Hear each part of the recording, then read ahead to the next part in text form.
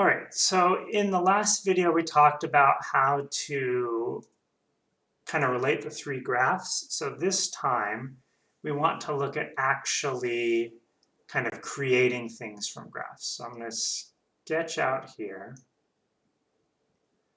a position versus time graph.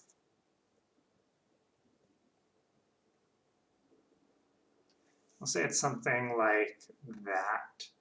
So this will be position in meters, and this will be time in seconds. And then we'll also have a velocity versus time graph.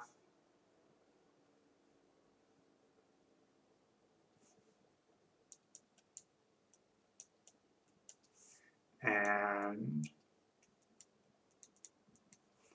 an acceleration versus time graph.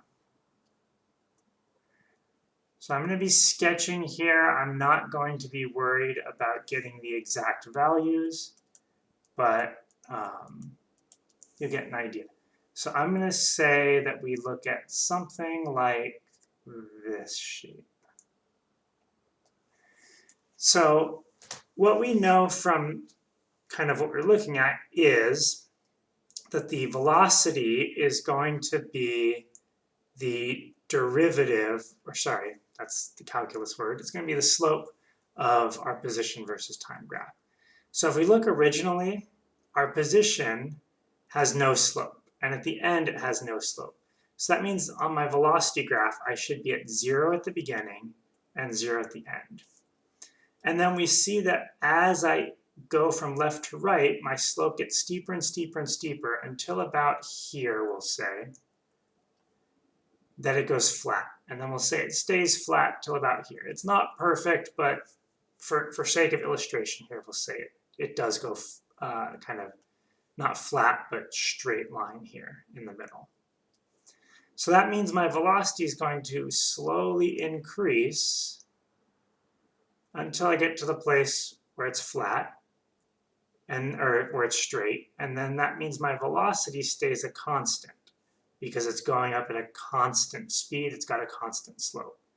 Then when it's flattening off, or when it's coming back to 0 slope, well, that means my velocity has to go back down to 0. And that's where we get this velocity versus time graph.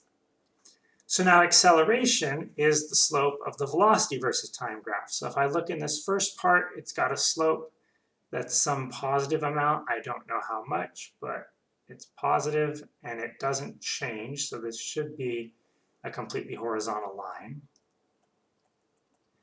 Then in this middle section, notice there's no slope on the velocity graph, so I should have 0 for my acceleration. Then this last part, I've got a negative slope, so I should have a negative acceleration.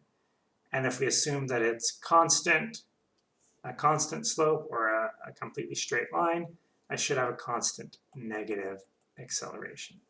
So that would be the graphs of that. We're just looking at the slope and then the slope again. So sketching from a velocity versus time graph can be a bit trickier. So we're going to start by laying out our axes here.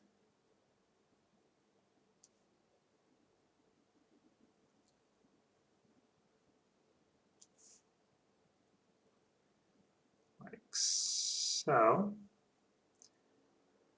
And let's think of something interesting here. So this is time, time, time, position, velocity, acceleration. So we're starting with the velocity graph. So let's do something like this.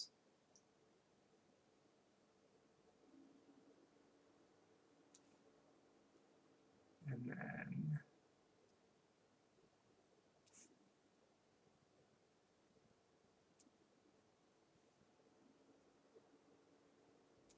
how about something like that? So if we want to do position versus time, we need to look at the area under the curve. So we notice here this has positive area because it's above the line. And we're talking about area under the curve. What we actually mean is the area between the curve and the y equals 0 line. So then this would have what we call negative area. And this kind of makes sense if you think about positive being traveling in one direction, negative being traveling in the other. And so, we can see that this object mostly travels in the negative direction. So when we start out, we see that the area gets bigger and bigger and bigger and bigger, and the velocity is constantly increasing. So my slope on my position versus time graph should constantly be increasing. So I'm going to do something like this, where we saw before, it curves upwards. Then in this section right here, I should have a constant slope for this section like this. So I go into constant slope. Then what happens? I slow back down to get to rest. So then we're going to go to, say, here, and it curves flat. Then what happens is I start getting negative velocity, which means what happens is I start coming back I start traveling in the negative direction, meaning that the line should be going down on the position versus time graph because I'm traveling in the negative direction. So my position should start to become more and more negative until I reach some constant steep slope way down here. So I turn, and now I hit my constant slope. And then it'll be at a constant slope this whole time. So a constant negative slope this whole time until it starts to leveling off again at the end. Now, because this didn't get back all the way to 0, this shouldn't be flat at the end. And you'll notice that this kind of makes sense because overall, we should have ended up in the negative direction because we had more negative travel than positive travel. So we did overall end up in the negative direction. We started further down than when we ended further down than we started. And we can kind of eyeball where should it cross over. Well, right about here, this area and this area are about the same. And we do notice that, in fact, right around there is where we cross over. Now, looking at our acceleration, this one's just like before. We started off with a positive acceleration for a bit. Then we had 0. Then we had negative for a chunk from like here to here. Then we had 0 again, and then we started having some positive again at the end. And that's just looking, again, from slopes. Positive slope, negative slope, 0 slopes. So that's why we have these 2 chunks with 0. Positive slope again at the end. Okay, sketching graphs from acceleration versus time is going to be very similar to what we just saw with the position versus time. With the velocity versus time. But that we kind of have to make guesstimates twice instead of just once. So sketching these out like this.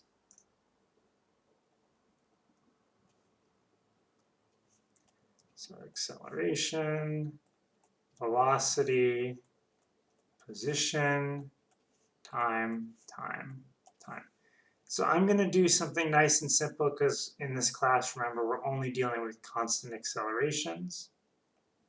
So I'm just going to do something like this.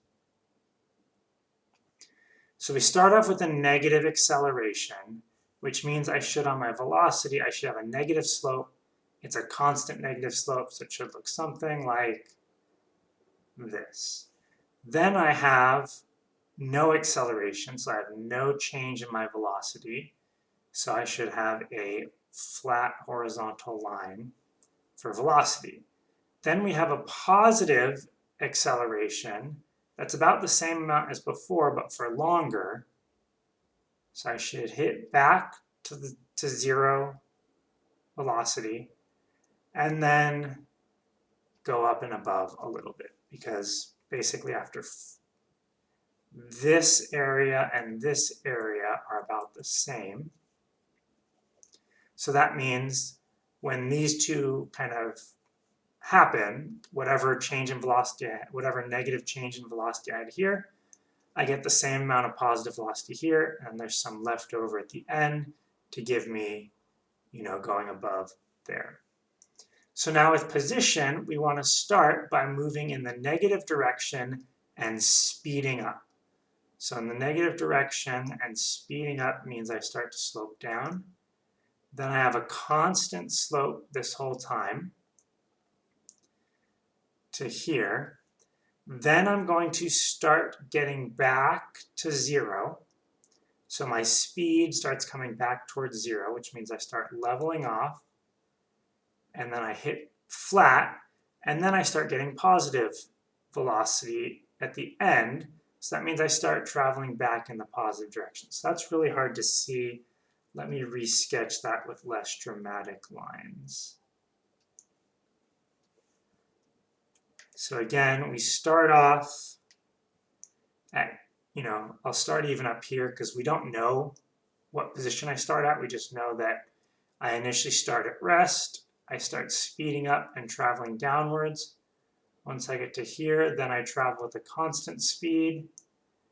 Then I start slowing down. Eventually here we reach rest because the velocity is 0. And then we start traveling upwards again, or in the positive direction, because we've got positive slope here. Sketching graphs is kind of a rough idea thing. This is where the practice will be a huge help, but we're going to look at a quick example problem here. A stationary car is stopped at a traffic light. When the light turns green at t equals 0, a truck with constant speed passes the car. The car uniform accelerates to a top speed in 15 seconds. The truck is represented by the dotted line and the car is represented by the solid line. And they want to say, how long will it take for the car to catch up? So we want to figure out when is delta x of the car equal to delta x of the truck. Well, if you remember, we said that's the area under these curves. So we want to find out when the area under the truck curve is the same as the area under the car curve. Well, this area for the car is 15 times 40 divided by 2, which would be 15 times 20, which would be 300. This area for the truck is going to be 30 times 15, which is 450. So then if we just kind of, keep looking at things, then we want to find when has the car gone 150 more than the truck. Well, after this 5 seconds, it's gone 100 more, because this area right here is 100 larger than the, between the car and the truck. And so to get 50 more, we want to have one more block. So this would be at 22.5 seconds. So that's a way to do this just with graphical reasoning. Of course, you can set up equations to solve this, but again, the idea was I found when is the area the same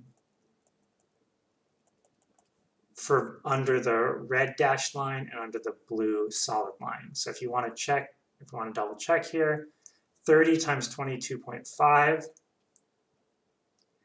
30 meters per second times 22.5 seconds, and that should be equal to 15 seconds times 40 meters per second divided by 2, plus, that would be 7.5 seconds times 40 meters per second. And you can double check to make sure those are the same, but that's the result we get there.